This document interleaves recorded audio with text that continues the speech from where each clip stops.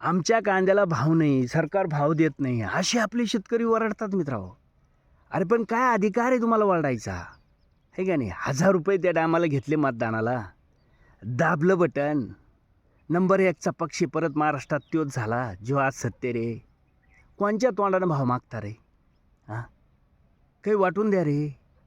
तुम्हाला 1000 रुपये वर्षभर पुरणार आहे ना ते. आता तुम्हाला मालाला भाव असू नसू त्याची काही गरज नाही तुम्हाला, कारण तुम्ही घेतलेले हजार रुपये घेऊन मतदानाचे बटणं दाबले. आणि आता शेतमालाला भाव असू नसू त्याचं काय तुम्हाला? हां, आणि आता तुम्ही किती बोंबलले तर त्याचा परिणाम त्यांना काही होणार नाही. त्यांना माहिती तुम्हाला काय लागतंय. त्याच्यामुळं भाव, शेतमालाला भाव नाही, आमकं नाही, हे बस तुमचं कोणी ऐकणार नाही आता. लाजा धरा रे. ज्या शेतमालाला भावाने आपण बोंबलतोय तोच पक्ष आहे जो सत्तेत आहे, केंद्रात बी महाराष्ट्रात बी. तो पक्ष आज नंबर 1चा आहे रे. पुऱ्या जागा नंबर 1वर आहे त्यांच्या. कशामुळं झाल्या? हां, तो 1000 रुपये घेतले म्हणून झाल्या ना. मग तसंच थोडीच झालं ते. आता 1000 रुपये वर्षभर पुरणार आहे तुला. कांदे 1 रुपया किलो बी गेला तर बोंबलायचं नाही तो, आणि तुला अधिकार बी नाही बोंबलायचा.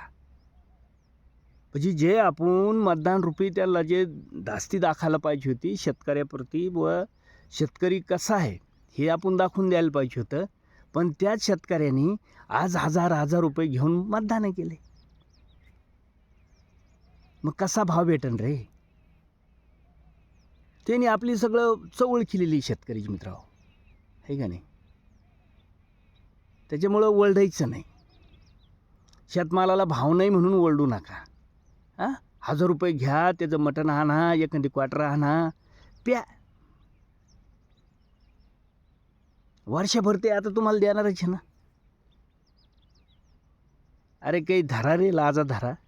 हां, शेतकरी असले तर लाजा धरा धरा, आणि शेतकऱ्यावानी वागा.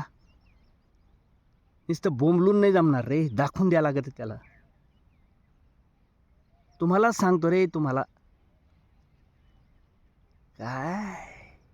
चला, जय जवान, जय किसान, जय महाराष्ट्र.